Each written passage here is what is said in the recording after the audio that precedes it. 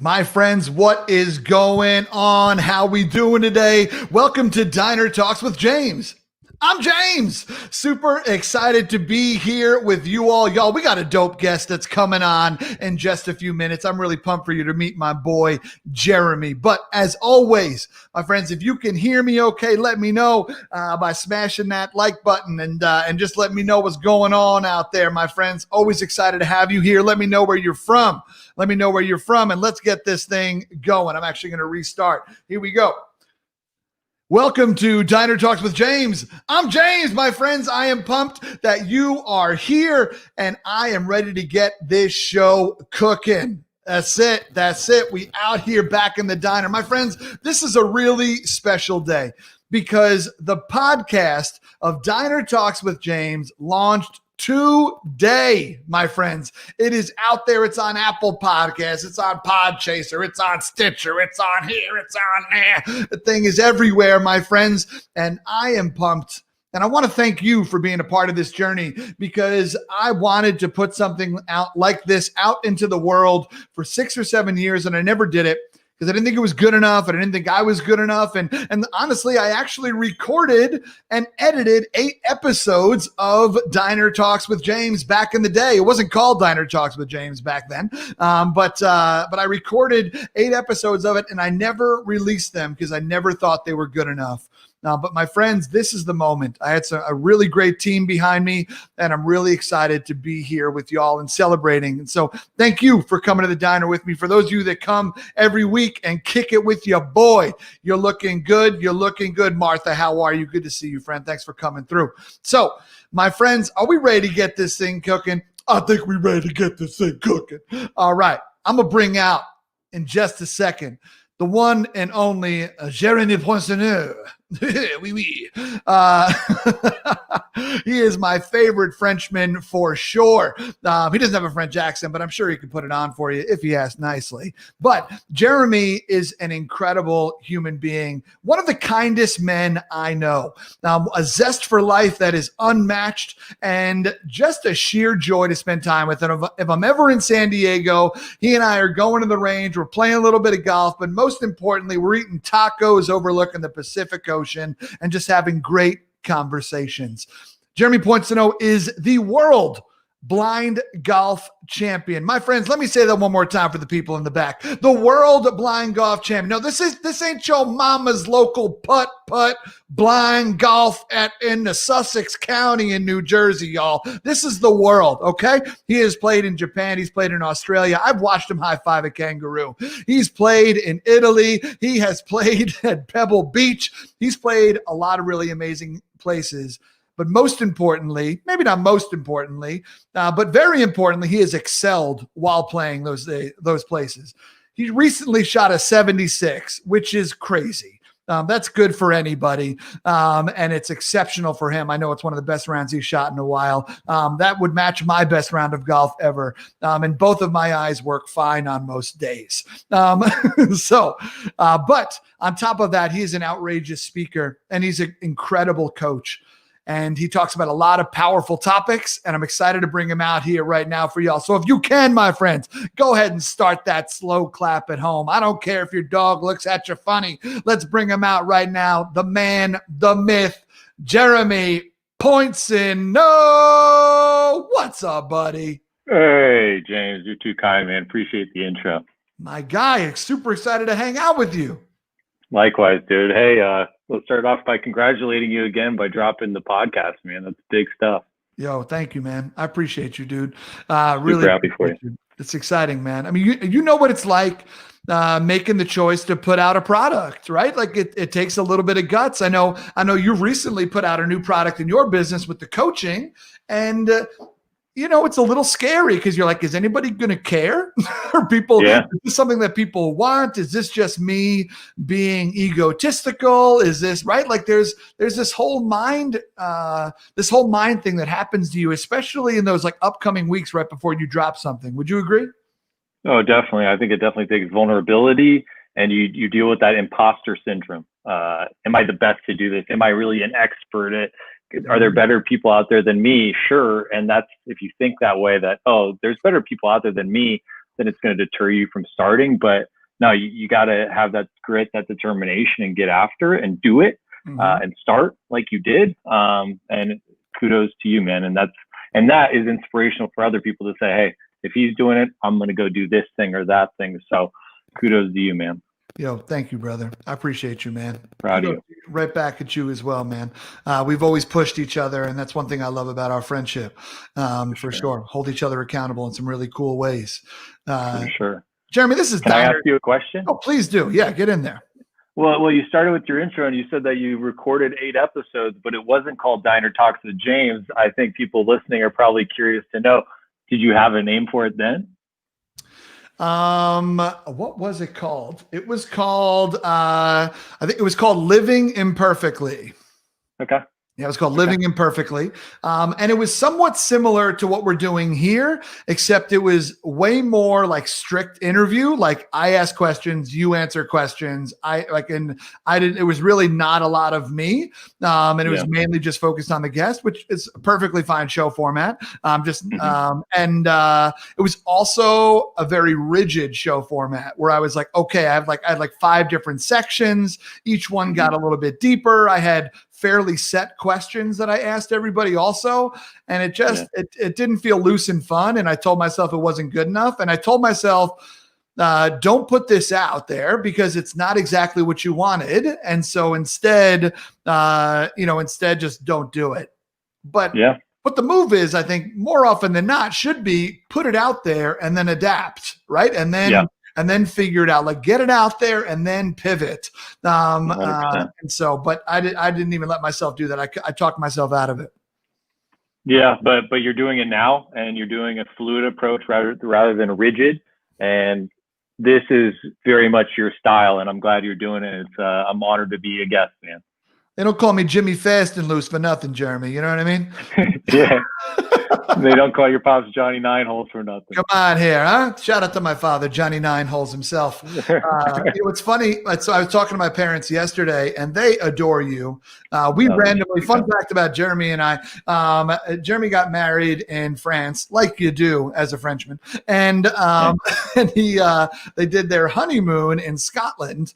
And we randomly were in Scotland at the same exact time, not planned at all. And we got to share some drinks, and my parents got to meet him and his fiance, and a couple of friends of theirs. It was a special evening.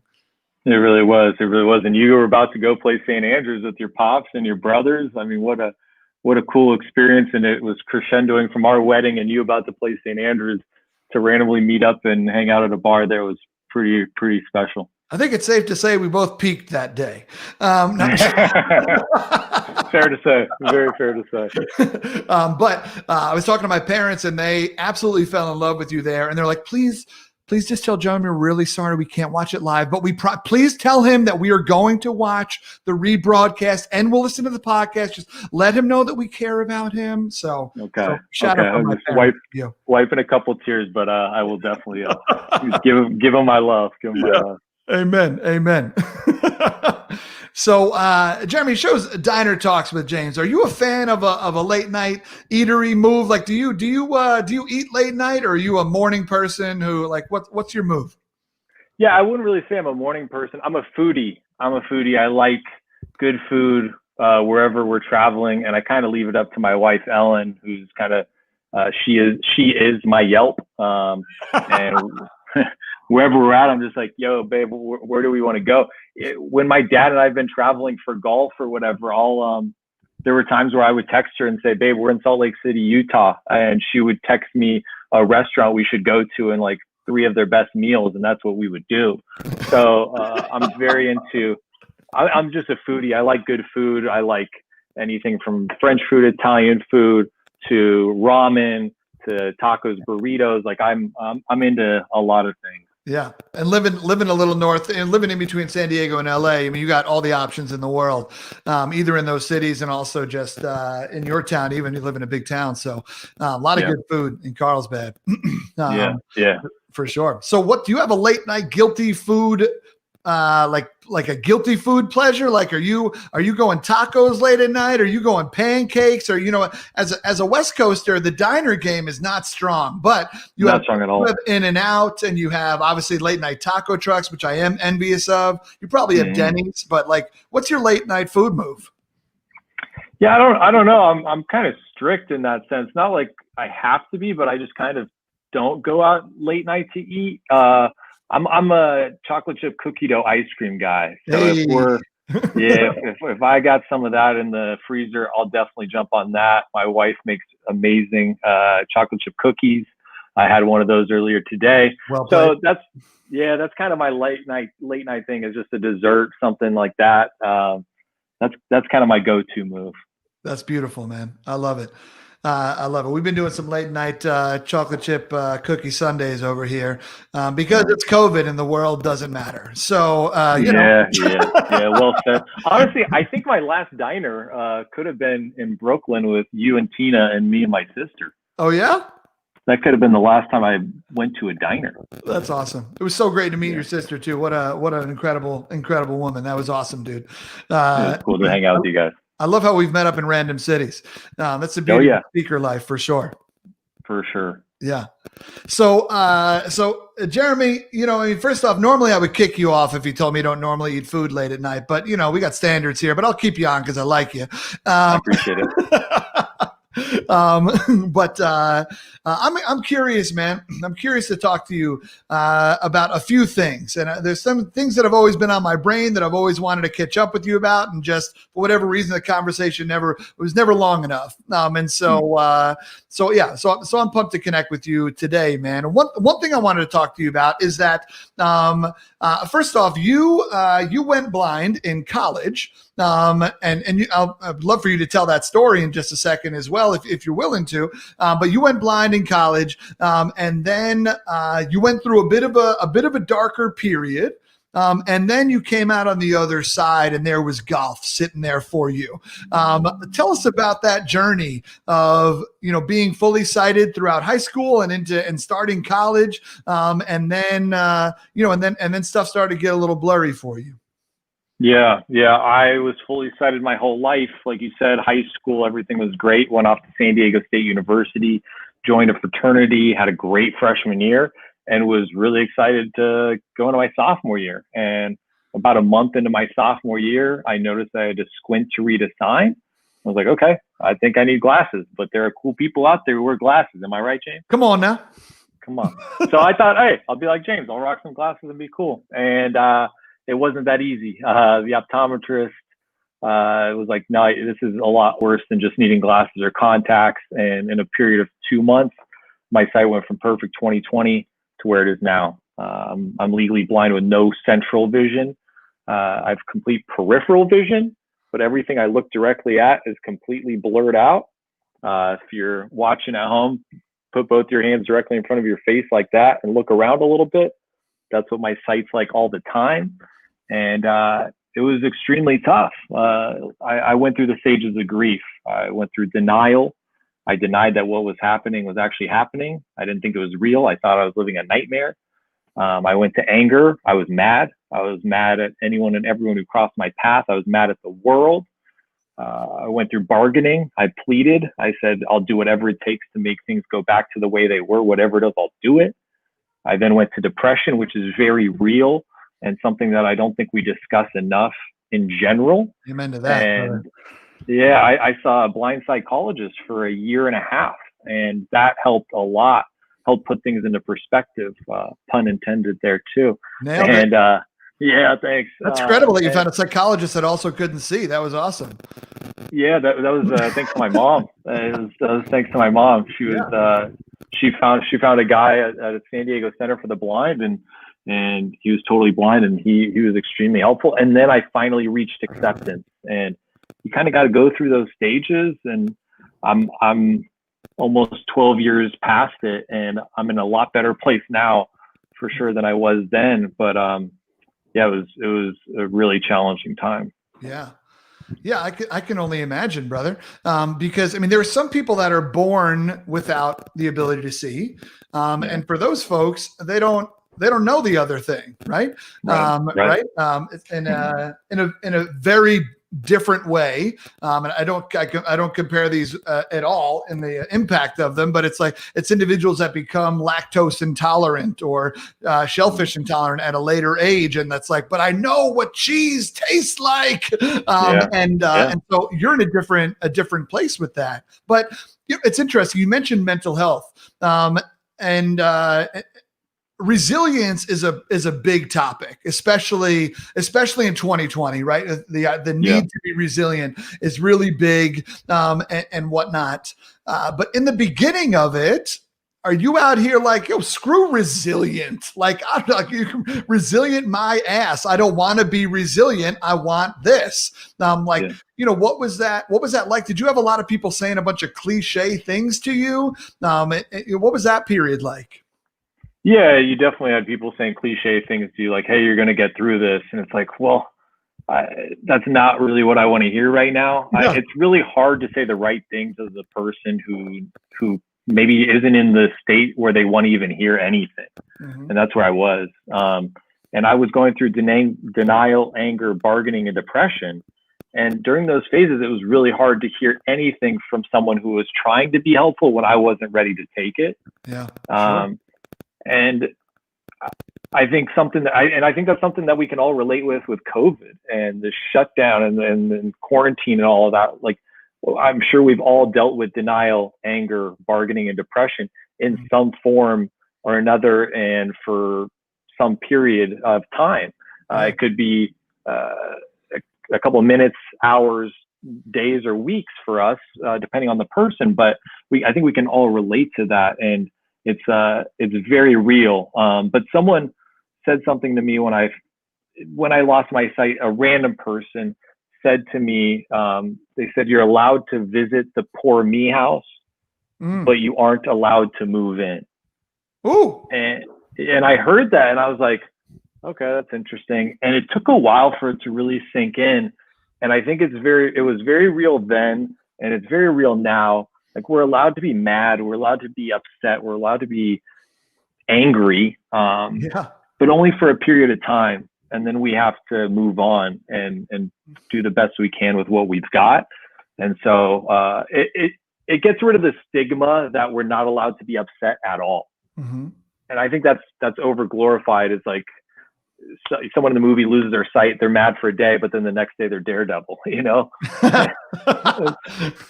It's like, come on, research says it takes on average 2 years to go from a traumatic life experience to reaching acceptance. And I handled it really well, I would say, but it took me at least a year plus to reach acceptance, for sure.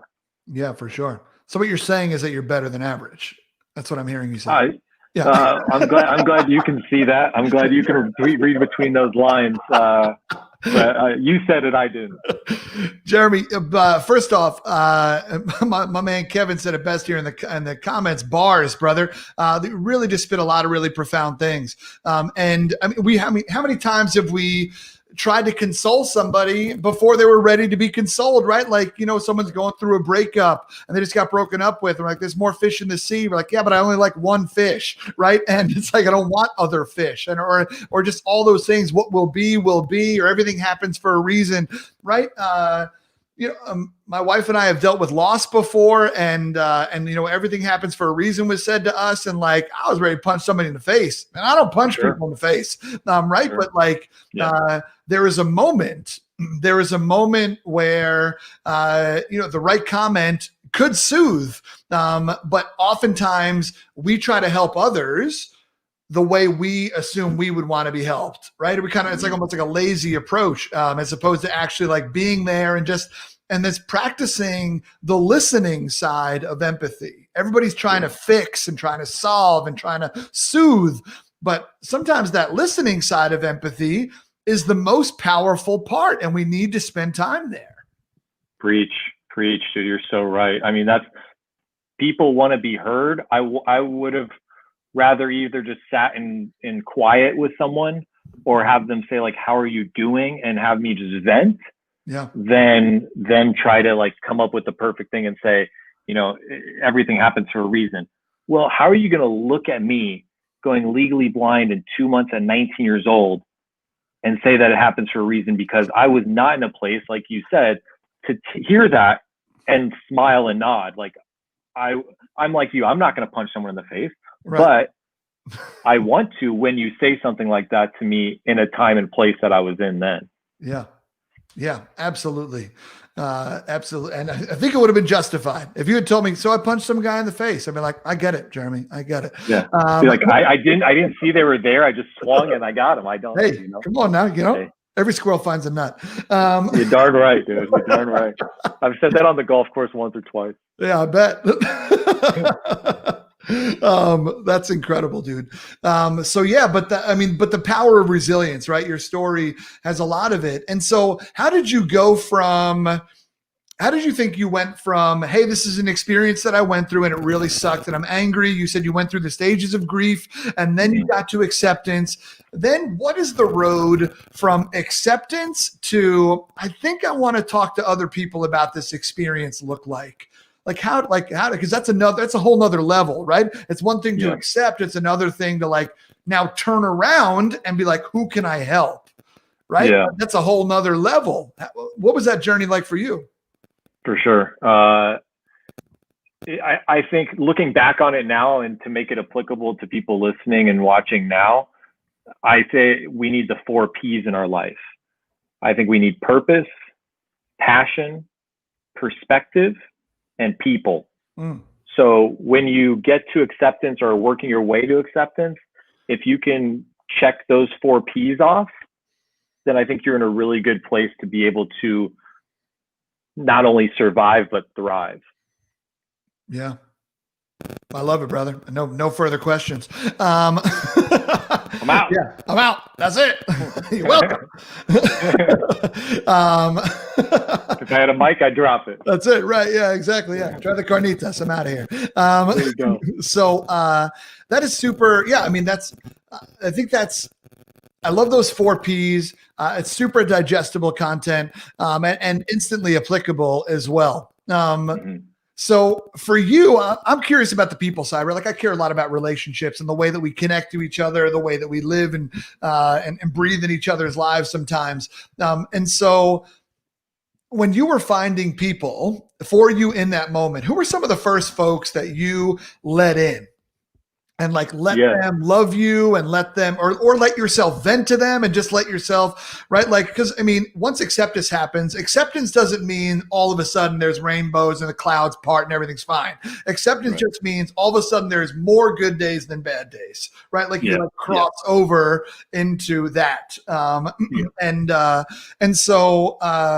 So for you, what was it like to let some of those folks in, and who were some of those early folks that you let in to your mental state, to your process, and also that you let have joy with you?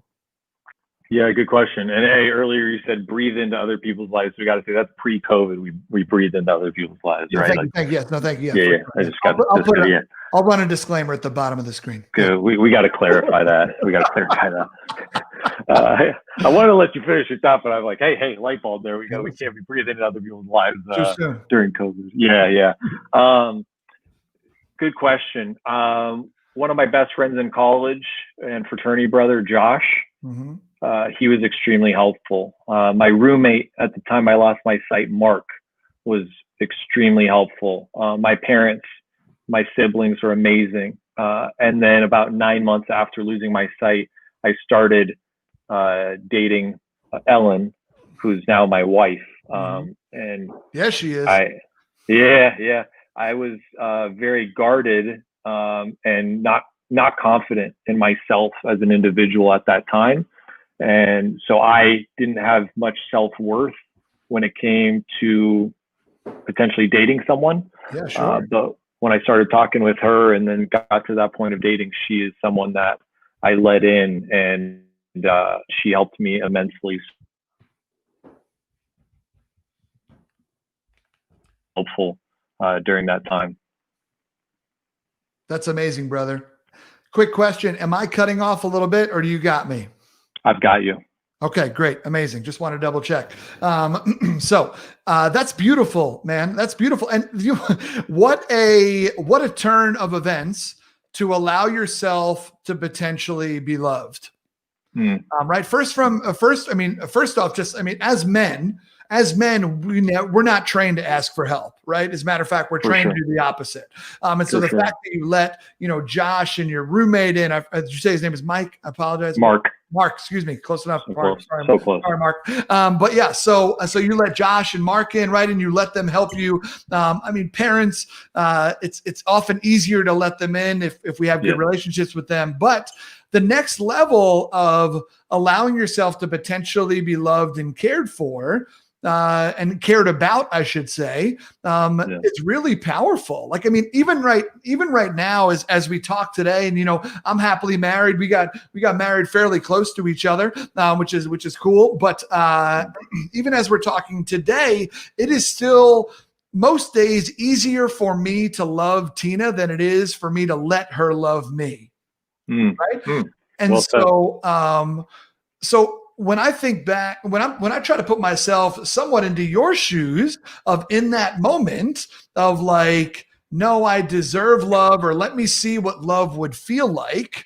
That had to be a little bit of like it was almost like walking on ice, I would assume. Like there's a little trepidation there. What was that experience like, especially when you first started dating? Like, how did she convince you that maybe she did indeed love you?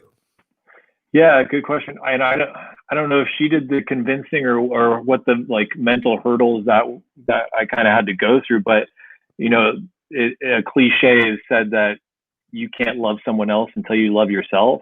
Sure. And I know that when I first started dating Ellen, for a long period of time, I did not love myself. Mm-hmm.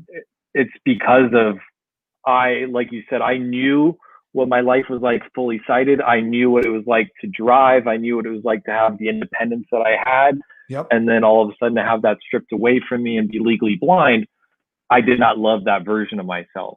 I felt like I was less than. And like you said, to be a man who is brought up not wanting to ask for help and not thinking that's normal, I didn't really want to allow others to help me in the beginning. And when I just kind of had a normal conversation with Ellen and met her for the first time,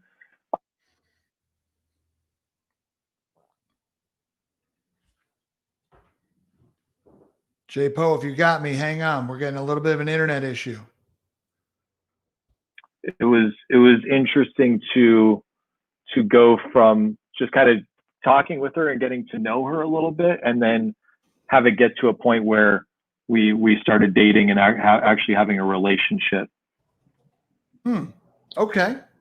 Was I cutting out on you there? You were just a little bit. I'm just trying to make sure if I'm going to ask the crowd really quick. Let me know if the internet is on my side or if it's on Jeremy's side that we're having an issue, just because we can try to adjust. I'll ask right now in the chat. We'll find out. Could be my side, and if it is, you tell me what to do. Nah, you're good, man. We'll figure it out. Your friend Martha says, welcome back to both of us. So that's good. That's good. Hey. Jeremy, that's such a it's a powerful thing and the way that you put it was really powerful. I think that it is it's tough to let someone in. And it's especially tough to let someone in at a place where you are going through a phase of, I don't know if it's self-doubt or self-insecurity or maybe it's not all the way to doubt, but it's just insecurity. And you're like, oh, do I deserve to be loved? Right? That was a big thing that I thought about a lot when I was younger, after a lot of the people that I was interested in weren't also interested in me. I wrote the story of, well, I must not be good enough, right? And it's my fault. I'm going to be alone. And I think it's really beautiful that at some point in time, you wore each other down like a rocket stream, and you both allowed each other into your worlds. I think that's awesome. Yeah. Yeah, yeah, I appreciate it. And it's something that when she and I started dating, I really had this in the back of my mind of like, why? Like, why is she interested in me?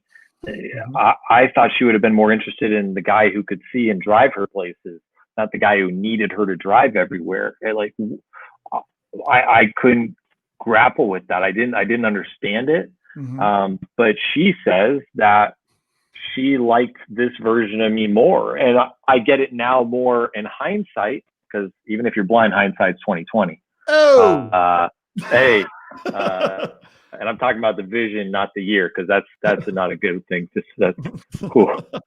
Oh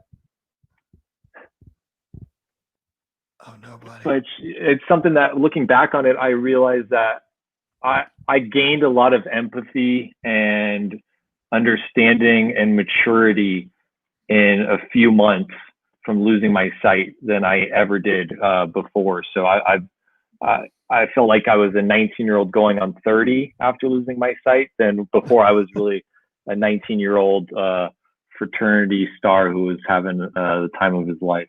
Going on 17. Yeah, something like that For for sure. sure. For sure, man. I love that. I want to come back. We're going to come back to Ellen in a bit, but we're going to stay a little sequential on this because also in those years, those years after losing your sight, you also fell in love with the game of golf in a new way. Now you had played the game before and enjoyed it, and so it's not like golf was like a brand new foreign thing. You already had a swing that was smooth like butter. So, and Appreciate you. muscle memory is fortunately a thing. But what role did golf play in your, I don't even know if recovery is the right word, maybe like post acceptance period, whatever, however you would describe that? Yeah, recovery, helping me get to that point of acceptance. But if we go back to those 4 Ps, it was passion. I was passionate about golf before losing my sight. After losing my sight, my mom, who's incredible and amazing, she was doing tons of research and she found the USBGA, the United States Blind Golf Association, and told me that these players played in tournaments all over the world.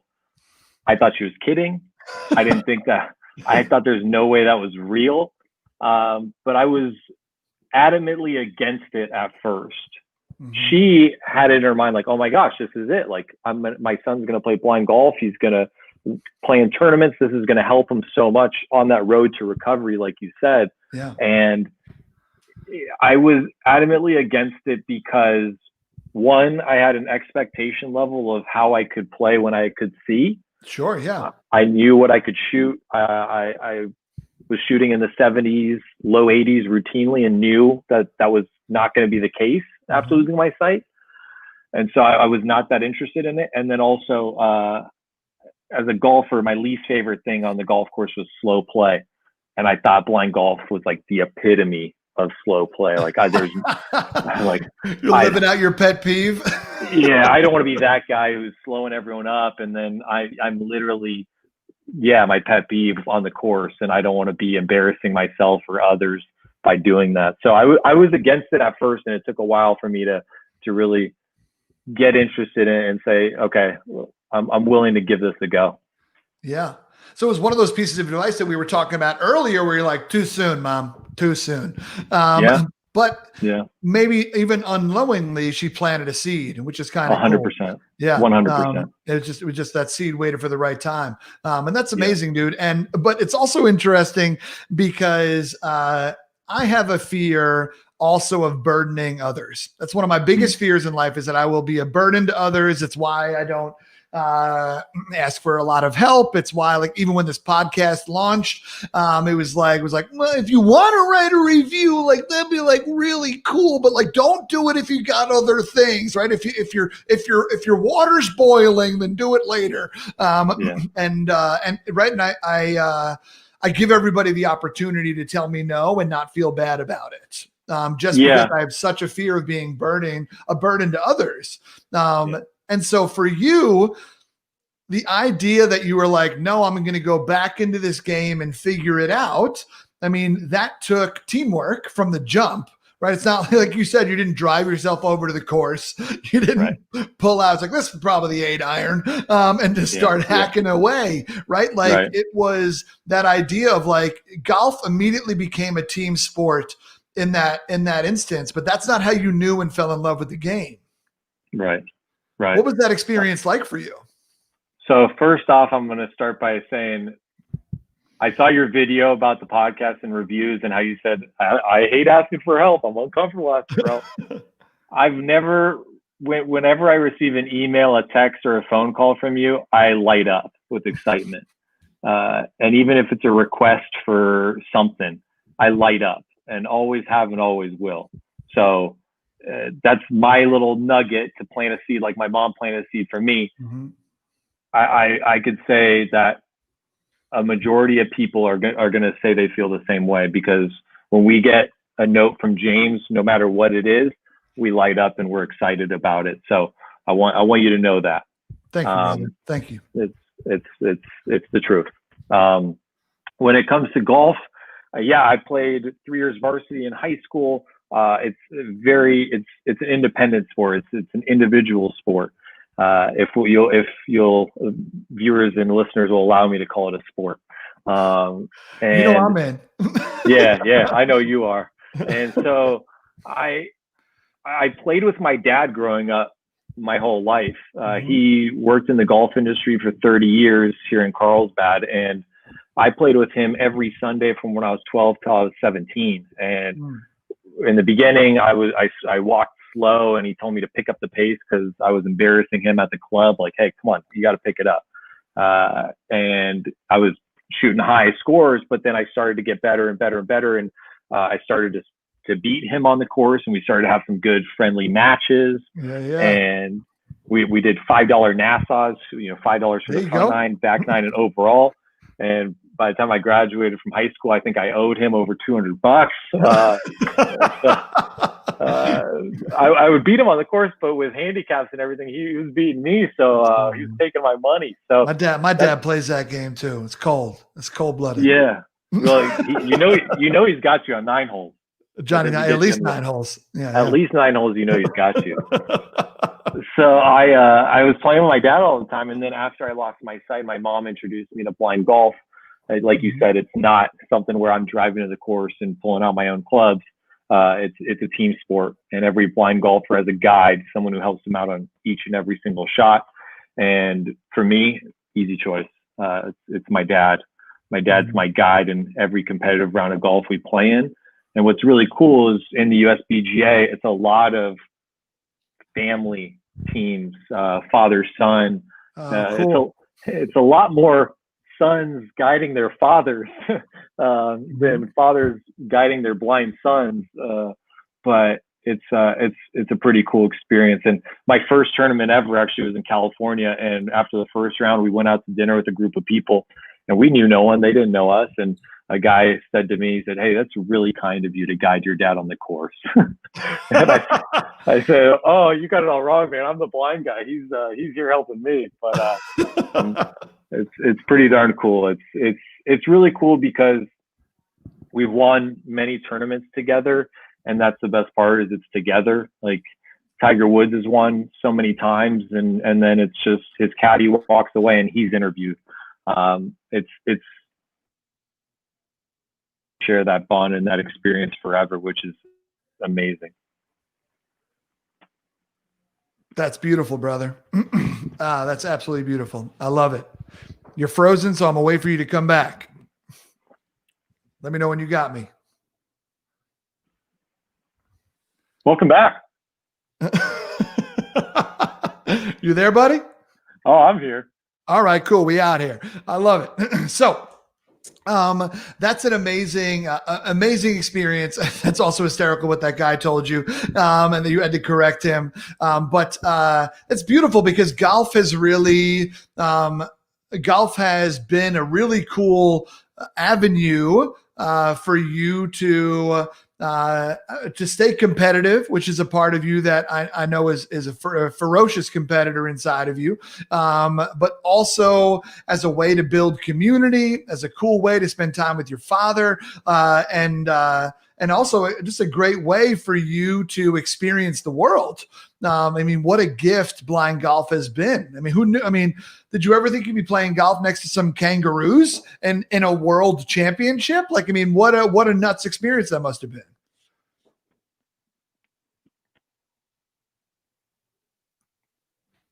Oh no, is it me? No, I can hear you now. Sorry, I heard you experience the world and then I lost you. Oh shoot! I tell you what, man, this internet is driving me nuts over here. So let me start over again. So it was incredible to hear what you were just talking about with your father, and it's amazing what golf has done for you, right? It's been this really amazing avenue for you to get to, to stay competitive, which I know you're a competitor. It's also been an incredible opportunity for you to grow your relationship with your father and build a whole new community. But then also it's been an amazing way for you to get to experience the world. Like, did you ever think that you would be standing next to kangaroos hitting a 5-iron? I mean, like, what was that like? Yeah, no, I never in a million years thought that would happen. Yeah, we played in the World Championship in Australia in 2014, and there are hundreds of kangaroos all over the course. And they were like, "Yeah, it's like you guys have bunny rabbits running around the course. We got kangaroos here." I'm like, "No, like that's not the same thing, man. This thing is gnarly." Even as a blind guy, I can see that kangaroo over there. It's freaking me out. But like you said earlier, I got to play Pebble Beach. I've gotten to play some really cool places. Last year there was a Blind Ryder Cup competition that takes place every other year, and it was in Ireland, and got to go out there with my dad, and I played 8 rounds of golf in a row, and got to play with him out in Ireland. So no, did I ever expect this would happen? Did I ever imagine it could happen? Absolutely not. When I was living through the nightmare of losing my sight, I never thought that any of these amazing things could happen. And so I think that's one of those things that when you're in a valley of despair and you don't see the light at the end of the tunnel, whether you're blind or sighted, there is a light at the end of the tunnel. Like, you're going to get there. And all I saw was darkness in the beginning. And then now I've got a lot more good days than I do bad. And did I ever expect it or imagine it? No way. Yeah. Yeah, man, that's beautiful and beautifully put too, Jeremy. One of the things that you talk about in, I know with your speeches and just in general in life, something that you've learned a lot about is the concept of interdependence. And I want to talk to you more about that. But before we do that, my friend, we have to jump into a segment of the show. The segment of the show is called Things You Didn't Know About Me, but are now glad that you did. Please note, Jeremy, if you've seen the show, you know this, but the name of the segment changes pretty much every time, but the sentiment is always the same. And so what I would love to know from you, and you and I will go ping pong style with this. What I would love to know from you is what is something randomly delightful about you that you think people should know? I'll go first, and then I'll throw it back to you just because that's only the fair thing. I've been grilling you the whole time. It's the least I could do. All right. Gentlemen, you're a gentleman. A gentleman. So I was once paid $800 in college to sing the bass arias in Handel's Messiah at a local church in North Carolina. Wow, they overpaid. They overpaid. I was not trained. They wanted my teacher. My teacher's like, I can't do it, and they don't have the budget for me, so you can do it, and I'll give you a couple extra lessons. Wow. It was, I needed the money desperately, though, so it was lovely. How did it go? Do you do well? I would give myself a 7 out of 10. Hey. Were the people who paid you, were they pleased? I believe so. I left quickly, and the check cashed. So perfect. There you go. You're good. How about you, brother? What do you got? In 2015, I had a call with the casting director to potentially be a contestant on Dancing with the Stars. Really? I did not know this. I really haven't told anybody that, but it's something that I was holding out hope, fingers crossed for a little bit, but they had a blind or visually impaired Paralympian on maybe 2016 or 17. So I lost my opportunity to be the first visually impaired competitor on the show. Wow, that's great. So did you go through like multiple interviews, or what was that like? I had one phone call with the casting director for maybe 15 minutes, and she said, "You are lovely. This is fantastic. I will get in touch with you tomorrow." Said, "That sounds great." Hung up, was super excited, told Ellen that the call went well. Never heard from her again. Man, it'd be like that sometimes. Yeah, it does. In that realm, you made me think of one, and that is that I auditioned for Book of Mormon on Broadway back in around 2011. I auditioned for Book of Mormon on Broadway. They came and saw, unbeknownst to me, there were some people from Book of Mormon that were in an improv show that I was in, and they liked me, and they liked a few of my fellow teammates. And so like 3 of us got to come in, and I auditioned for like Josh Gad's role in Book of Mormon. I also didn't get it. Otherwise, we probably wouldn't know each other. Yeah. Wow. Well, tell me about that. Was it multiple rounds of interviews or auditions for that? It was one audition. It was the first time I had ever auditioned for a Broadway show. And it was kind of surreal because when I was going from high school to college, I was like, do I want to go for musical theater or do I want to go for marine biology? And I chose marine biology because I was like, let me get a degree under my belt in case I need a job someday. Because in my opinion, at the time, it was, if I want to do theater, let me just keep putting myself in the right place and make some connections, and I'll probably have the opportunity. If I'm good, I'll get the opportunities. And so it was crazy because here I was auditioning for this Broadway play, and I was like, see? Yeah. Sure. But so it was kind of this crazy moment, but it was only one. They didn't call me back, but they still have my headshots on file. So a man can dream. Man, in 2011 when you auditioned, did you know it was going to be a big deal, or was it like, oh, I'm going for the show, and then find out later like, oh man, Book of Mormon was a hit? Book of Mormon was already a big deal at that point. Okay. Yeah, it was a young show still. It was still an early show, but it had taken off and gotten a lot of great press. Dang, that's so cool, man. That's awesome. I love it. Give me one more, brother. One more fun fact. Aaron Rodgers, Green Bay Packers quarterback, follows me on Twitter and Instagram. And responds to your messages. Responds to some of my messages. I don't care what his brother or anybody else says. I know from personal experience he's an amazing guy, great guy. I've had nothing but good experiences in the probably 40 minutes I've spent with him in over the last 3 or 4 years. We've dangled the idea of playing a round of golf together multiple times, and it hasn't panned out yet. But a man can dream. Yet we'll see what happens. That's it. I mean, he'll retire soon enough, and he'll have a little more time on his hands. Even though he's definitely got the personality that I could see him doing some broadcasting for sure.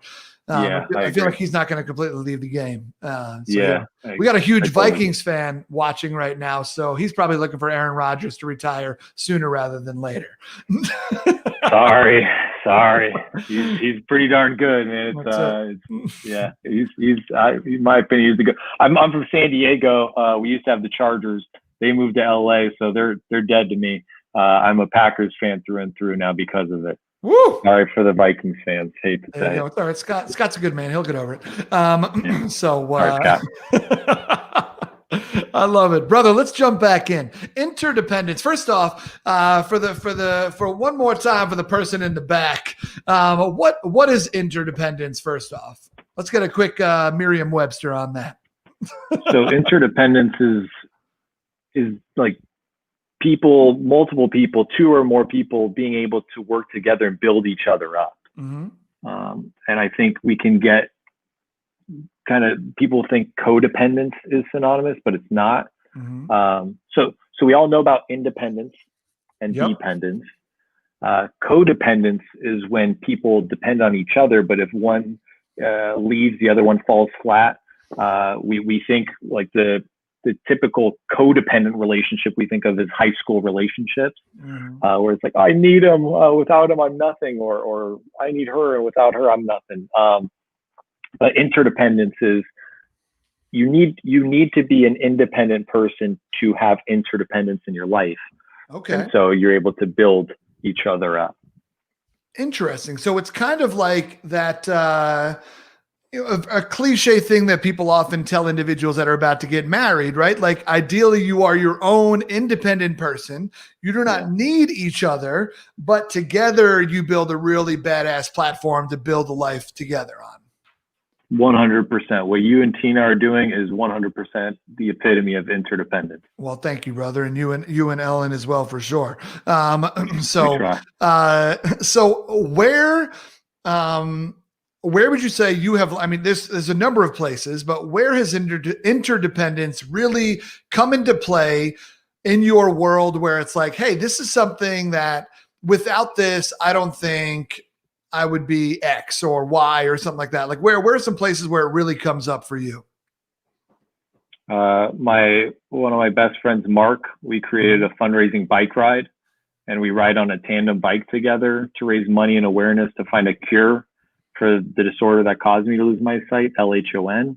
Like that's something that we wouldn't have done that and wouldn't have become as close of friends if it wasn't for losing my sight and then doing that. And it's something we've continued doing year after year. My relationship with Ellen, being able to find my independence as a visually impaired person and her be an independent woman, and have the two of us support each other to build each other up in the relationship, and not have a tit for tat thing of, hey, you did this, now you got to do that, or hey, she does all the driving, so I therefore have to. No. It's not 1/2 + 1/2 = 1. It's 1 + 1 = 2. And then for sure, we touched on it. My dad and I on the golf course is interdependence at its finest. I need his eyes. He needs my golf swing. And together we make a formidable team. But your dad gives you a lot of shit on the golf course though, brother. Isn't your dad constantly like jabbing at you? He's got a good sense of humor on him, that guy. He's got a great sense of humor on him, and if he's listening, I give him way more shit than he gives me. That's for sure. Because I'm super competitive, like you said, and on the golf course, I'm very competitive. When it's a tournament, it's go mode. Like we're trying to shoot the lowest score we possibly can. Let's do this. And he's a little more relaxed, and he'll try to crack a joke, and it's like, no, that joke did not work well. We got to score, dude. So I give him a lot more crap than he gives me. But yeah, that's interdependence. Is like, I need him, he needs me, and one without the other, we're going nowhere there. Yeah, that's beautiful. That's beautiful for sure. I'm going to interject. Sorry, please do. I think with interdependence, I think like if we want to like relate to what we're going through in the world right now, I think as America, we're a very independent culture. We're a very me-centric culture. And I think how we're dealing with the pandemic is very much me. What am I going to do to take care of myself? Whereas other countries who are more we-focused and interdependent have handled this a lot better than us, because it's less about how do I protect myself, but more about how do we protect everybody. Yeah. Amen to that, brother. I would second all of that. It was a big thing that when the pandemics first started coming on, I mean, I remember Tina saying like, what is America going to be like when they're told that they can't do X, Y, or Z, right? That's for sure. The land of the free, home of the brave. Don't tread on me, right? Like 100%. And yeah, so it has been a fascinating case study. Case 100%. Study, I mean, loss of lives, and been really scary in a lot of ways. But with people not wanting to wear masks, and it's like, I'm not going to wear a mask because if I get it, like I'll survive it or I'll be fine. It's like, but that's not the mentality we need to have. It's not if I get it, then I'll be okay. It's I'm going to wear a mask because I don't want to get it for sure, but I also don't want to give it to anybody. And that's the mindset we need to have, and that's what interdependence is. It's we more so than me. And yeah, Tina's spot on with that. It's like with America, we're very me-centric and very independent, which is great when it comes to entrepreneurship and building businesses and things of that nature. But when it comes to taking care of the vast majority of society, we struggle, and it's been shown through this experience, which is really unfortunate. Yeah. Oh, great, great word. Disappointing, I think we would throw in there too. But sure. So I'm interested in this because, I mean, obviously Poinsenneau is French. Where does the French lineage come in? Like, when did your family come here? Were you taught European values because your parents lived there, or would you say, what does that look like for you? Yeah, my dad is off the boat from France. He came here in the mid 80s. He came over in the mid 80s and started working for TaylorMade Golf. And he came over here for what was supposed to be a 2-year project. He met my mom, who was working in marketing at TaylorMade at the time. And the rest is history. They got married, had 3 children. And I would go back to France. My whole family, we would go back to France every year for at least a week. And my dad spoke only French to me until I was 5. Wow. That's my other fun fact is I'm bilingual and speak fluent French. And that's really because of that. When you're a sponge and that young, learning a language is a lot easier than it would be to start now. Yeah. And my dad spoke only French to me till I was 5. When we would go to France, my grandparents only spoke French to them. So France holds a very special place in my heart, hence why my wife and I got married in Paris. And I've got some French values. I would say I definitely lean a lot more toward American values because I was brought up here. Sure, but I definitely have French values as well, and absolutely, I absolutely love the culture.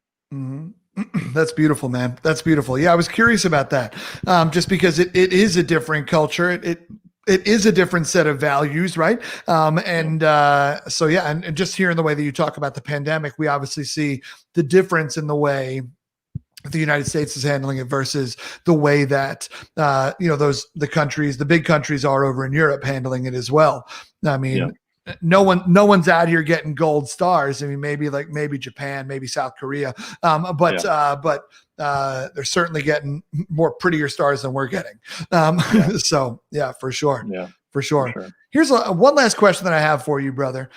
Is going back to the concept of interdependence.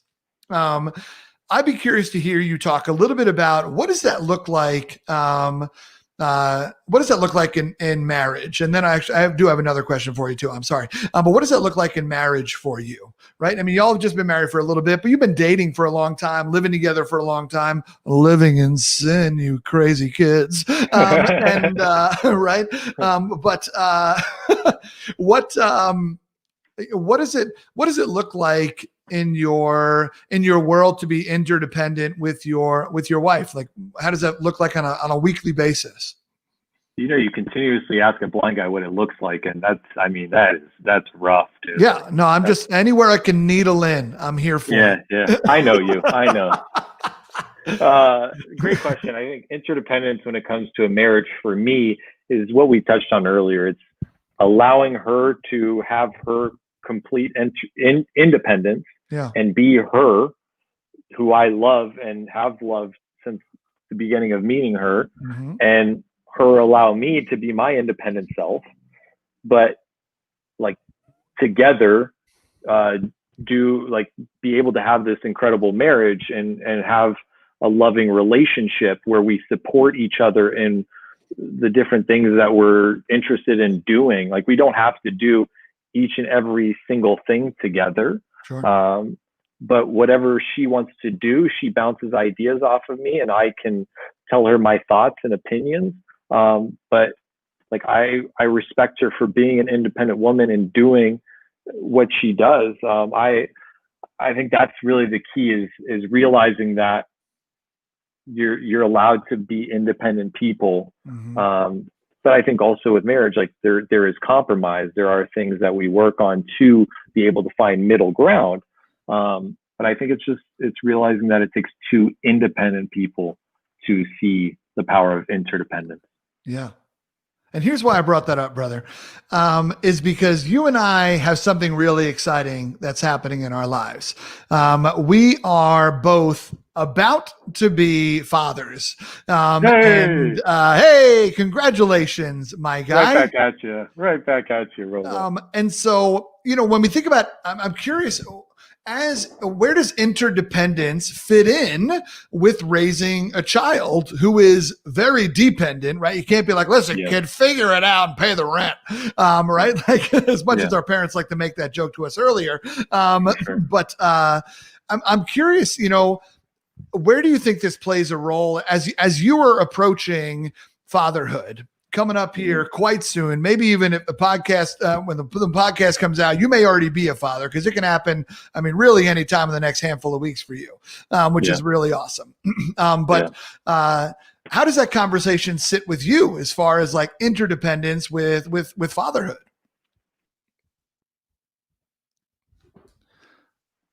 Oh no, we got him. You're back. Sorry. There you go, brother. How does interdependence sit with you when it comes to fatherhood?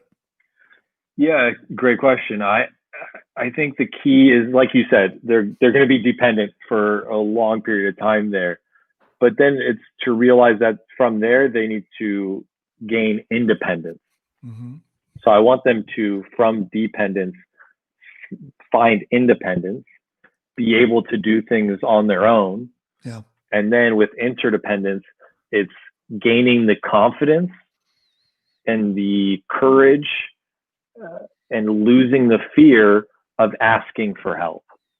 And so how I envision that is when my soon-to-be son, when he is at an age where he can read things, he and I can cook together.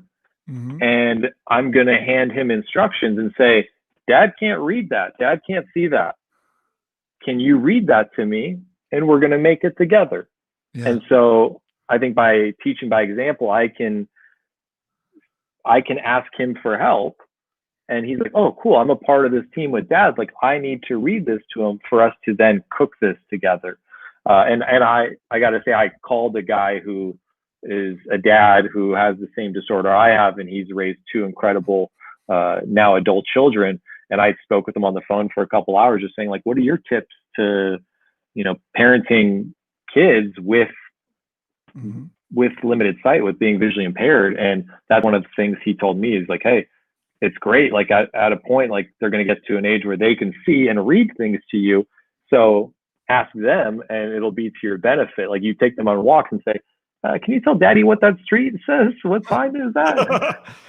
and that was really powerful when he told me that. He said when his daughter got to be a certain age, they would bake cookies together and she would read the instructions to him. And it was really cool to get them on board at an early age. So I think that's how I see interdependence fitting in for my child. But I think it's really realizing it goes dependence, independence, and then interdependence. Yeah. Yeah, I agree with that. That those steps as well. And that's beautiful, man. What a beautiful image of you baking some cookies with your son or whatever y'all are whipping up in the kitchen. That's incredible. That's a really beautiful image. And I can't wait. I can't wait for Ellen to take a picture of that. So we can all see it. But that's amazing, man. And I agree with you. I agree with you in a lot of ways. And I think it's interesting because you will have this amazing opportunity for your child to learn the power of giving, the power of selflessness, the power of kindness, right? Like all those things are things that they will have to learn earlier. Like they would just be very natural for them in order to help out around the house in the best way that they can. And that's pretty incredible, right? Because some of those things they're easy to take for granted. Especially in an independent, selfish country, it's very easy to take those things for granted. And so that's incredible. So fatherhood in general for you, man, How are you feeling about it? Are you now that you're a couple of weeks, 3 weeks, 4 weeks out, wherever we're at? Are you now more overwhelmed and obviously still excited? But like what's your ratio of overwhelmed to excitement? Yeah, I'd say it's 50-50. I'm 50% excited with 50% extremely nervous, James. I'm so nervous. I'm so nervous because it's that, like we talked about with coaching, there's that responsibility factor. Well, it's like that times a million. Being a father, I'm extremely nervous, but I also need to like have that perfectionist inside me go away and realize that it's not going to be perfect. Yeah. But I just want to do the best that I can to raise an upstanding citizen, a good human being. And I agree. Being visually impaired is going to force them into a situation where they are going to have to learn skills that other children won't. That's going to benefit them in the long run. I hope and think.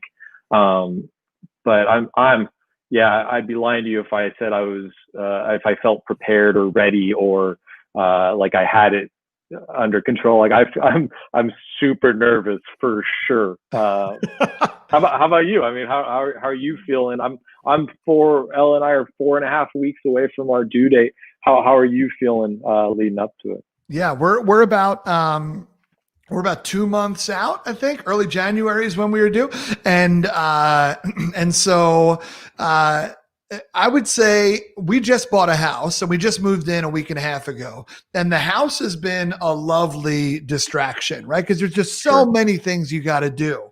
And where are you going to hang this? Where are you going to put that? Where are you going to move that? You're going to build this piece of furniture, whatever, like all these different things. And so I would say that now that the house is kind of getting closer to being set up, I can now start to feel like okay, we got things to, like, it was a lovely distraction. And now we're diving into the books and we're having the conversations we're supposed to have. And right. I mean, we just registered, and that's horrifying. Like which one of these car seats is my kid not going to die in? That's the one I want to register for. Right. Unless and I don't know the difference between this wrap and this sack and this bag and it, right. Like, I mean, all these different pumps and these kind of things, like what kind of bathtub, I don't know what's happening. And at each turn, like you said, that perfectionism of like, which one's going to mess up my kid?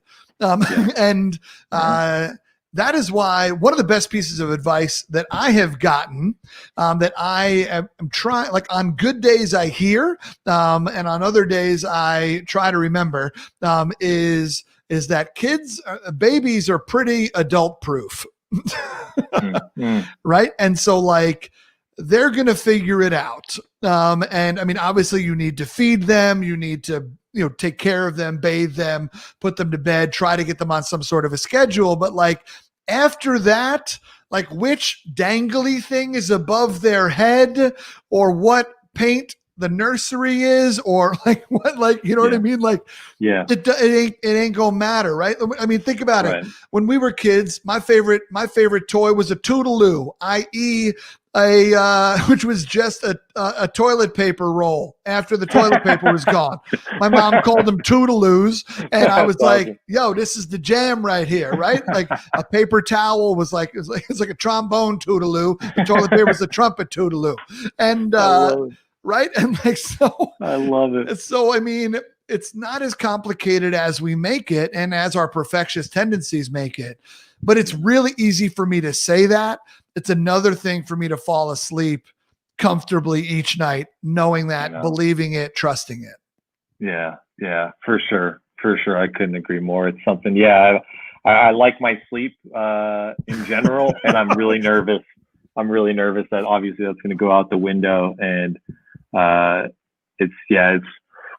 read a handful of books so far, or listened to a handful of books so far, and I'm enjoying that. But it's like, just as much as it makes me feel more prepared and learning some things, it also makes me just as much nervous, equally nervous. So it's just crazy. It's such a big chapter in our lives. And it's going to be pretty cool to be so close to you guys in that experience. It's going to be really fun. No, it's going to be awesome, man. Yeah, I'm excited. I'm also excited that you're just a bit ahead of us. So thanks for that. You got to let me know if the water's warm in the pool. And if it is, it's because your kid pissed in it. There you go. And you cannonball in. That's it. I'm coming in no matter what. I'm no shame. And you know your boy makes a splash. So that's awesome, dude. I think it is truly a beautiful journey that we are embarking on. And but it is, like you said, I mean, we know our lives right now. We know the value of time. We have dreams. We're entrepreneurs. We have businesses that we need to maintain.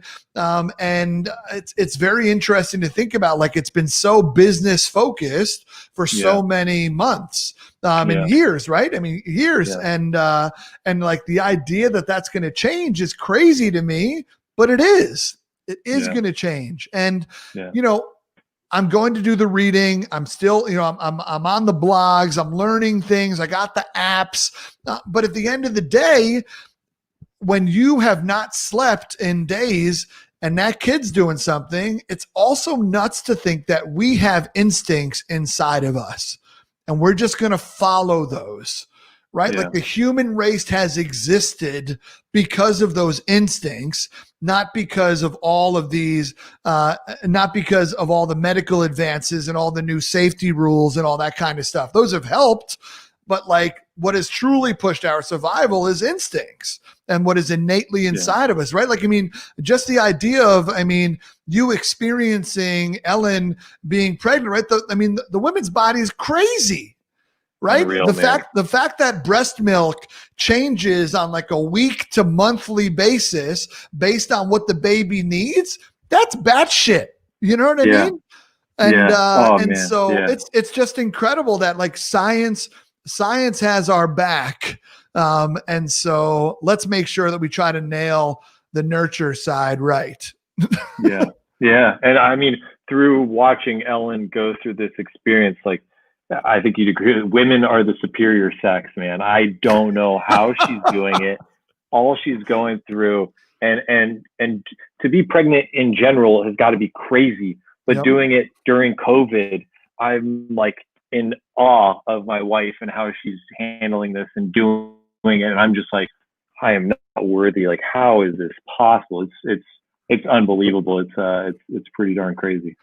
Yeah, I agree. Tina, same thing. Beautifully put, brother. I'm not going to try to put it any other way. Instead, I'm just going to say thank you, Jeremy. Thank you for hanging out with me in the diner, sliding into the booth, and having just a great conversation. Every conversation I have with you leaves me wanting more, but also leaves me thinking and just grateful. So I really appreciate you, Jeremy, for being in my life, for being in the diner tonight. I can't thank you enough. And if you're willing, man, I'd love to see you. If you'd be willing to hold on and answer a couple of questions, if some people have them, are you willing to hang out for just a minute? Without a doubt, would love nothing more. I love it, brother. I love it. Well, Jeremy, thank you for coming to the diner, man.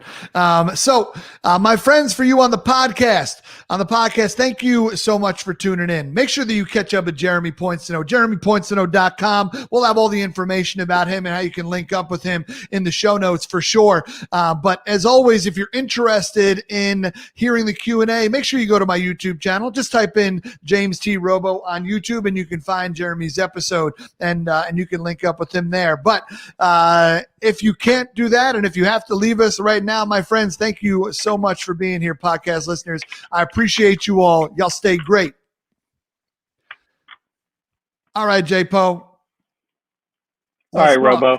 Let's talk. Let's see if we got some questions for you. I don't know if my man Scott's got a question. Let's find out. Scott said something. He did say earlier about Aaron Rodgers, good quarterback, but wish he wasn't as good against the Vikes. What did you say earlier? I missed that. What did you say? Oh, sorry about that, brother. He said, where was it here? He said, Aaron Rodgers, good quarterback, but wish he wasn't good against the Vikes. Fair take. That's fair. I love it. If any of y'all have some questions, feel free to put some of them in here. I want to read what Martha wrote earlier. Martha, I'm not sure if you're still here, but Martha wrote, I hate being asked how I am feeling. I would love for someone to just hug me and not say anything. Let me cry or scream or some other version of not myself. Just let me be somebody else. I also want to be a beacon for others because I have a story to tell. So it's an interesting balance sometimes, for sure. You got me over there, brother? Can't hear you.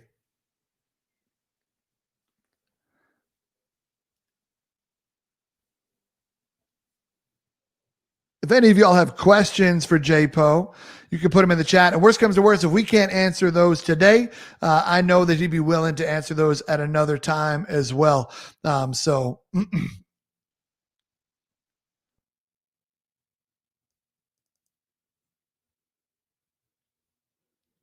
I don't got you yet, brother. But it's all good because only one person's still watching.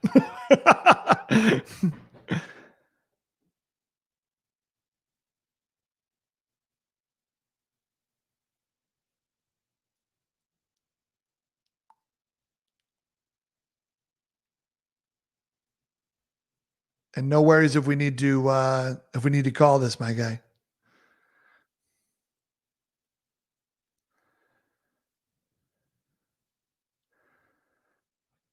I'm excited. Those AirPods literally lasted the entire episode, which was clutch, dude. They lasted. That was incredible. Can you hear me now? I got you. Cool. Yeah, I guess when I changed them out, the mute button got hit. No yeah, worries, they work perfect. They work perfect. God dang. No worries, my guy. I'm glad you're back. So, Jeremy, question for you, brother. Question for you. Excuse me. What is it like to play some of the world's premier golf courses? What's it like to be out? Like you said, you got to play Pebble Beach. What was it like playing Pebble Beach? How was that experience? And how did it feel for you? Playing Pebble Beach was amazing. I'm not totally blind, so I can still somewhat see scenery, and so I could just see a ton of blue off to the side. And it's just to be able to walk the course and play the course that Tiger Woods won the U.S. Open by 15 shots. Yep. And know the history behind that course and be able to play it. That's what's so amazing about golf in general, is we can play courses that Tiger Woods has played. I'm never going to go dunk on a hoop that LeBron James did. You know, that's what's cool about golf, is you can play on these hollowed grounds that have been played by legends before us, which is really, really cool. Yeah, you get to walk where they walked. Yeah. And see some of the shots. I mean, I know I definitely felt that. You grew up on a Long Island. We have Bethpage Black.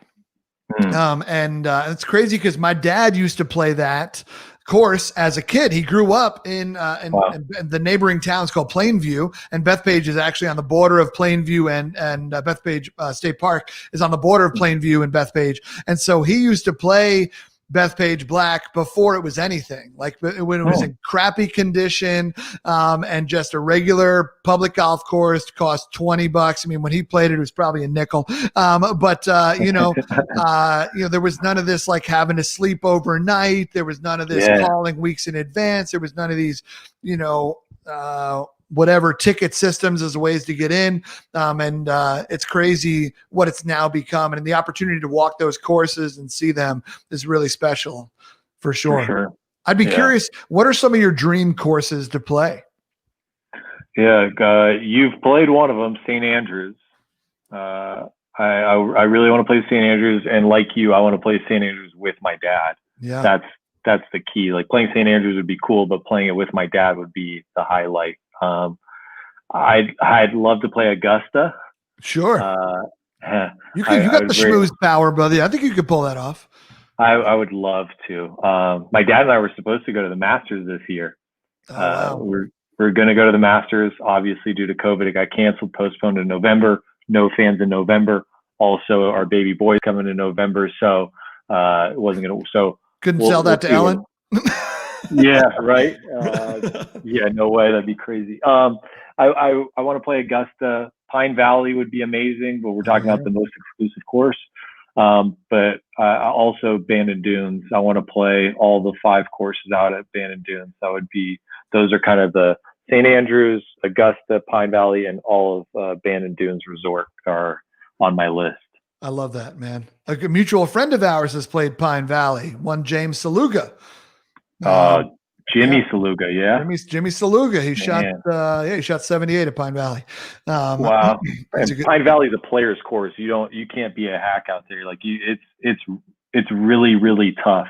yeah. To shoot a 78 at Pine Valley, that's epic, dude. That's really cool. He's a player. He looks like Gumby, but he hits the ball a ton. Really?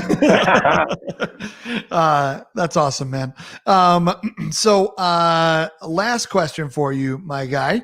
Last question for you is, we talked about the golf courses that we want to play. We talked about, who we'd like to play them with, and whatnot. What's next for you? What's next for you? Is it the idea of like, I'm just going to try to keep stacking on these wins for golf? Like what do your golf dreams look like? Yeah. It's to keep stacking the wins, but getting better as a golfer. And so trying to continuously win national championships with my dad and world championships. But to get better as a golfer, like we're playing every week right now. And there's a couple of things in my game that I want to tweak I know that if I get those better, I'll be a better golfer overall, but my index is trending in the right direction. And that's what's fun about golf is, I want to win those championships, but I want to become a better golfer all in all. And that's what's fun is the progress and the process of continuously getting better at the game. Yeah. That's awesome, man. It certainly is a personal battle, the game of golf, in a really cool way, for sure. We got one more question from my buddy Scott. Scott says, I've lost 2 toes over the past 2 years. I'm still dealing with people asking questions about how it happened. He said, it's not a great story behind them, but the question he has for you, Jeremy, is, how do you address unwanted questions on how your disability came about? That's a good question, Scott. And I don't know if I have a good answer. Like I realize that for me, and I'm a very open book type of person. So I'm like, hey, I'd rather get this question and just answer it and be done with it than not. That's just kind of my personality. But I don't know. What do you think, James? Like I think, to me, if someone asks me like, how did I lose? I guess for me, it's what's kind of different is I don't have a physical disability, right? Like people don't see me and know that I'm legally blind because I don't wear sunglasses inside. I don't use a cane. I don't have a guide dog. So it's kind of my thing to share with people when I want. It's kind of different in that sense because it's more of a hidden disability. So people don't tend to ask questions unless they saw me speak and I told them, or they heard from somebody else. So it's rare for someone to just kind of out of the blue ask me like, how do you lose your sight? Well, that's a pretty rare question for me to get because it's not noticeable, I guess. Sure. Yeah, that's interesting. The different, calling it levels isn't right, but I can't think of another word, but levels of disability, where, whether it's, it's visual or not visual to others. That's interesting. I would also say to Scott's question, potentially, and feel free to disagree with me on this, Jeremy, is that I think it also depends on where you are in your journey with your own disability, right? And like, those questions could be super unwanted right now because you haven't fully processed what's going on and what caused them. And so you don't want attention drawn to it. And there's just different phases, right? And we talked about it earlier with you, JPO, where it's like, there's a difference between acceptance and I'm going to get on stage and teach people about it. right? Yeah. And there's plenty of people that reach acceptance but have no desire to teach other folks about their lives, right? Like that is that's not your job. If you choose to do that, that's great. Like we see that a lot of times, especially this year, and talking about the Black Lives Matter movement, right? It's not Black people's job to tell you why they feel oppressed, right? Yeah. So I wonder if there's a little bit of that in here where, right now, they don't deserve the story, right? Vulnerability for the sake of vulnerability isn't healthy. Brene Brown talks about that. You don't just be vulnerable for the sake of it. But choosing who you open up to about what's going on in your world, in your life, how it happened, or how it impacts you, those are personal choices. And it's hard when other people feel like they are entitled to your story. Yeah, for sure. Entitled to hearing your story and the background behind the story. I think, like you said, the place you're in and the person who's asking it and the way they go about asking it, I think is a big deal too. Yeah, for sure. Scott, great question, brother. I appreciate you. Great question. Yeah, really good question. Like you, James, could ask me anything at any time and it wouldn't bother me. But if a stranger asked me something that was a vulnerable question or a question that I might not be comfortable answering, I'll be a lot more guarded with my response. Whereas with you, it's open book, have at it. Let's talk about anything and everything. Yeah, for sure. When somebody makes the time to care about your story, that is what leads to connection. Then connection leads to trust, right? Trust leads to loyalty.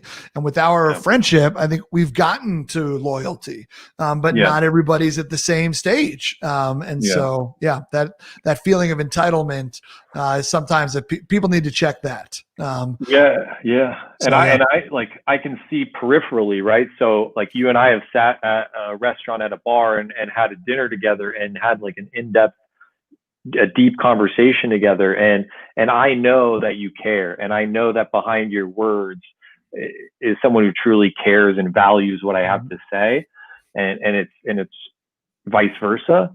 But I can see well enough that I'll have a conversation with someone and they'll ask a deep question, and when I'm thinking about my answer and I start to get vulnerable, I can see them looking around and not paying attention to what I have to say. So then after maybe a couple sentences, I rush my answer because I can see well enough that they don't care. So the person behind the ask is a big deal for sure.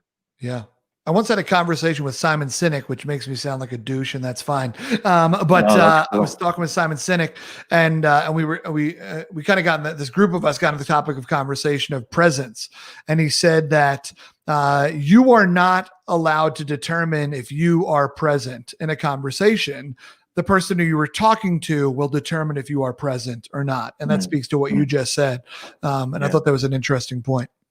Yeah, that is interesting. When did you speak with Simon Sinek? How did that come about? Kristen Hadid introduced me to him, another mutual friend of ours, at right when her book launched. Cool. Permission to Mess Up or Permission to Screw Up. He wrote to Screw Up. Yeah, he wrote the foreword to her book. I believe so. Yeah, they've done a lot of work together. So that's really cool. So heck yeah, J-Po, incredible hanging out with you. Thank you for coming to the diner, my guy.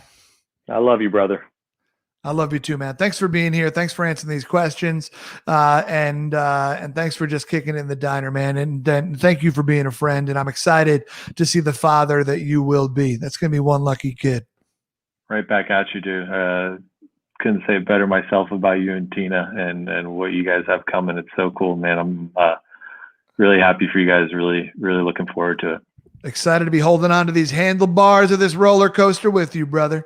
Yeah, heck yeah, dude. J-Po, hang on one quick second. I'm going to throw you back in the green room. I'll catch you in 1 minute. Let me say goodbye to the people.